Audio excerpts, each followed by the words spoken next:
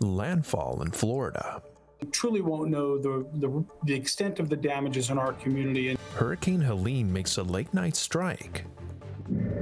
Tropical storm force winds are greater. Those impacts are going to be life-threatening in a staggering way across the whole state. And those spared from the storm, if I get stuck in Florida, my family is like 4 hours away. Still affected by flights. These stories and more coming up on Newsbreak. Hello, South Florida. I'm Jason Arrow. And I'm Benjamin Cure. Today is Friday, September 27th, 2024. Live from the Lee Caplin School of Journalism and Media in North Miami, this is Caplin News. Hurricane Helene storming through Florida, the surging water causing damage all along the state's Gulf Coast. Helene made landfall late last night in Florida's Big Bend as a Category 4 hurricane. As CNN's Maribel Gonzalez reports, the system marches on, causing watches and warnings for 60 million people in 12 states. Helene making its impact felt after making landfall as a powerful Category 4 hurricane, bringing life-threatening conditions, a powerful storm surge, and dangerous winds up to 140 miles per hour. Dozens of water rescues happened overnight in Pasco County, Florida, and guests at a Ramada Inn in Manatee County were evacuated due to rapidly rising water. We truly won't know the extent of the damages in our community until first light, when we have an opportunity to do our damage assessments and to respond to the needs of our community and to begin the hard work of getting our community back together. Helene's storm wind field could span nearly 500 miles, roughly the distance between Indianapolis and Washington, D.C. Now, as the storm marches through Georgia and the Carolinas, officials there are urging residents to hunker down. Unfortunately, we're going to be on the state of Georgia, and most of our counties are going to be on the dirty side of this storm or the east side of this storm. So that's something else people need to be prepared for. Be listening to your local media outlets for potential tornado watches and warnings. So we are tracking the aftermath of Helene. We are bracing because we know that right now this is not over. We're reporting in Tallahassee. I'm Maribel Gonzalez. All of Florida was eyeing the storm as it pushed closer to landfall yesterday. As Caplin's Emma Alonso reports, the high winds were even felt here in the Miami area. What was initially predicted as a Category 3 hurricane quickly turned into what officials say became a, quote, unusually dangerous storm just within hours. The tide is definitely rising. And while many chose to evacuate, many others also chose to ride out the storm. Hurricane Helene continues tracking northwards towards Florida's Big Bend, making it the largest hurricane to hit Florida's Panhandle up to date as a Category 4 hurricane. It has a wind field so large that it is the size from Indianapolis all the way to Washington, D.C. Emergency declarations were already made for Florida, Georgia, North Carolina, and Alabama. The National Hurricane Center saying Helene will bring destruction like no other. It doesn't matter if you wouldn't have had a hurricane for the last 20 years in this region. Those impacts are going to be life-threatening in a staggering way over the next 12 to 24 hours. Parts of Florida have already begun to feel Hurricane Helene's power as areas like Fort Myers, Gulfport, and St. Petersburg have had extreme flooding and strong winds since Thursday early afternoon. For those that chose to ride out the storm, like Michael Bobbitt, who lives in Cedar Key by Gainesville, says he is not sure of the outcome of Cedar Key after Hurricane Helene. We're looking at between 12 and possibly 20 feet of storm surge. Luckily, I'm in a house at the top of a tall hill. I think I'll be okay. But I don't know that Cedar Key as we know it will exist in the morning.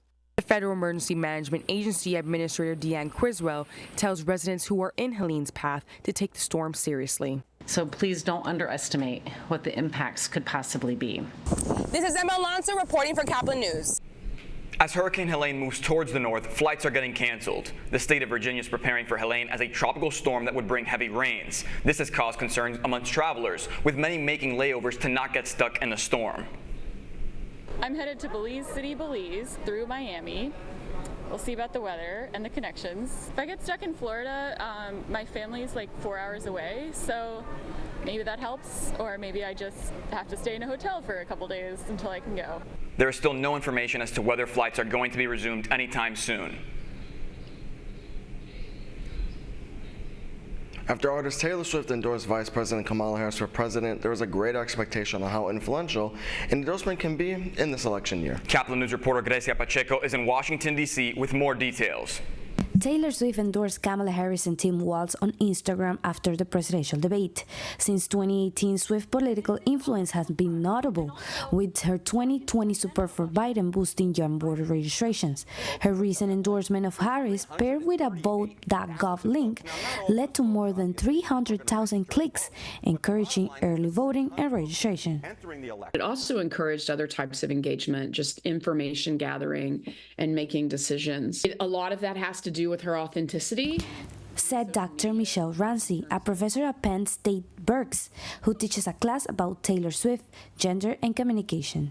This week, The Economist magazine and the public opinion firm YouGov conducted a poll on how voters feel about celebrity endorsing politicians. 6 of 10 Harris supporters believe celebrities should endorse political candidates, compared to 1 of 10 Trump supporters. This guy right here. On the Republican side, Kanye West, Elon Musk, and even some Latin artists like Nicky Jam and Anuel have shown support for former President Trump. I'm glad he came up. Taking a huge step into politics can also mean backlash, fewer followers, and even the end of collaboration on some projects. That happened recently with the Mexican musical group Maná, who announced that they wouldn't be working anymore with Nicky Jam after he endorsed former President Trump. University of South Florida professor Dr. Emily Jones teaches a class about Swift lyrics and poetry, and she mentions that students have said comments about her endorsement and the way in which she made it, but I wasn't getting the impression that any of them were particularly influenced by the endorsement one way or the other. History shows that endorsing a candidate might not secure their win. For example, Oprah Winfrey's endorsement of Barack Obama in 2008 worked, but in 2016, Hillary Clinton was endorsed by George Clooney and Angelina Jolie, and she still lost. And if all those people that moved over to vote.org and registered all voted for Kamala Harris, then, certainly it makes a difference. But we'll never know that. Even if there's no clear proof that celebrities change election outcomes, they help make politics feel more normal, especially for younger people, inspiring them to participate in civic activities. Reporting from Caplin News in Washington, D.C., Grecia Pacheco. This morning, the Haitian community is outraged over a controversial post by a Louisiana congressman. 2 days ago on X, Republican Representative Clay Higgins posted his remarks about the Haitian migrants eating pets and calling them, quote, thugs and slapjack gangsters who are part of the nastiest country in the Western Hemisphere. Because of the hate he got, Higgins deleted the tweet from the social media platform. This comes after former President Donald Trump's comments about Haitians in Springfield, Ohio, from the September 10th presidential debate. House Democrats are now trying to reprimand the GOP from the floor of the chamber, and some members of Congress reacted to the tweet. I am Haitian American. I do represent the state of Florida, but I also wanted him to know that these statements you're making, they do have dangerous consequences, and innocent people are being put in harm's way, such as myself, my children, my family, and my community. Higgins told CNN he stood with what he said despite the backlash he received. The final of 3 major meetings happens later today as the president of Ukraine meets with the Republican nominee Donald Trump.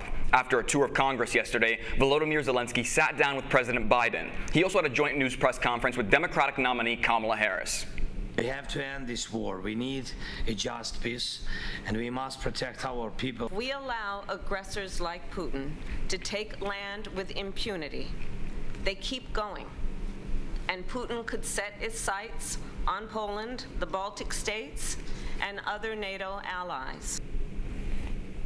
The Ukrainian president is in New York City today for a meeting of the UN and will meet with former U.S. President Donald Trump at Trump Tower.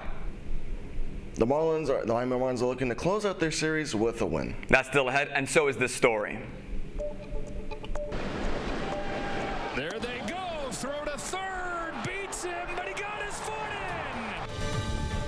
A part of MLB history goes up for auction. Newsbreak will be back in 2 minutes.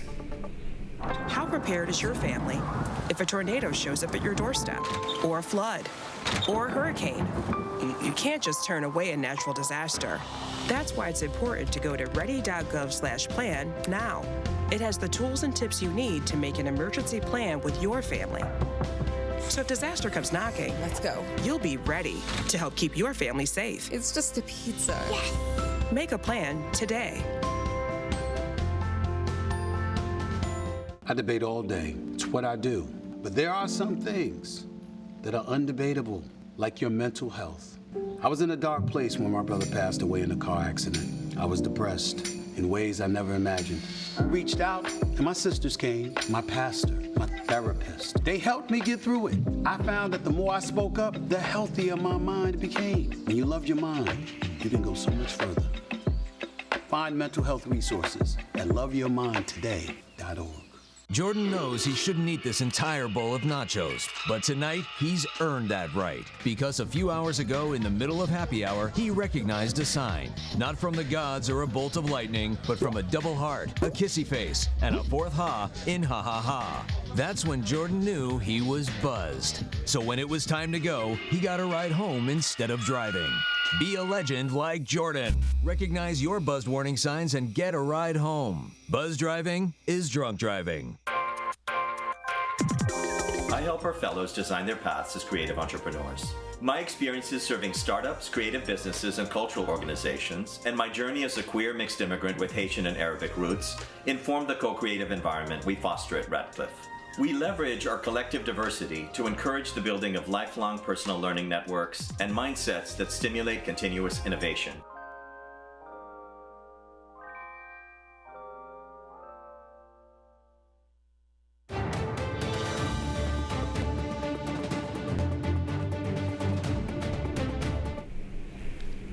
Up for auction, a piece of MLB history that happened here in Miami, and it's carrying a big price tag. The ball that made Shohei Ohtani the first player in Major League Baseball history to reach the 50-50 club is going up for auction today. On Wednesday, collectible marketplace Golden announced that the bidding on the famous 50th home run ball that took place in Lone Depot Park will start at a whopping $500,000. An option to purchase the balls outright is also being offered for the price of a huge guarantee of $4.5 million, giving it the potential to be the most expensive ball ever sold. It was a long night in the Twin Cities, but the Marlins came out on top against the Twins in extra innings. While the Fish had the early lead, the Twins came back to tie it up in the 8th inning, and the game headed to extras. The Marlins were able to capitalize with 3 runs in the 13th to secure the victory. The final score was Marlins 8, Minnesota 6. The Marlins will now head north to face the Blue Jays in their final series of the season. You're watching Newsbreak, and we're coming right back. Severe weather can strike anytime, anywhere, but there's a simple way to stay safe. Hey, Jim Cantori here. I stay safe in dangerous weather by planning ahead. You can stay safe too with a few easy steps. Build an inexpensive kit with supplies for your family's needs. Write down important information like phone numbers and medications. Always talk with your family and remember any pets in your planning. Be ready, be safe. Start your plan today at ready.gov/plan.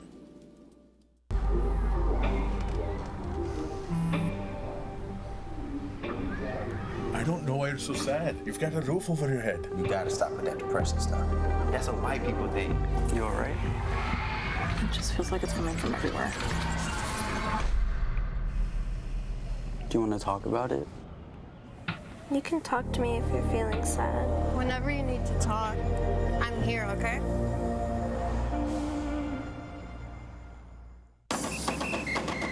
If you're buzzed and doing this,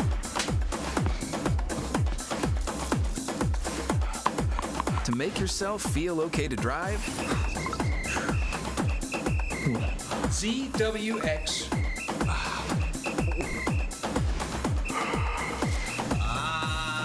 you're not okay to drive. YGKLVW. Regular you.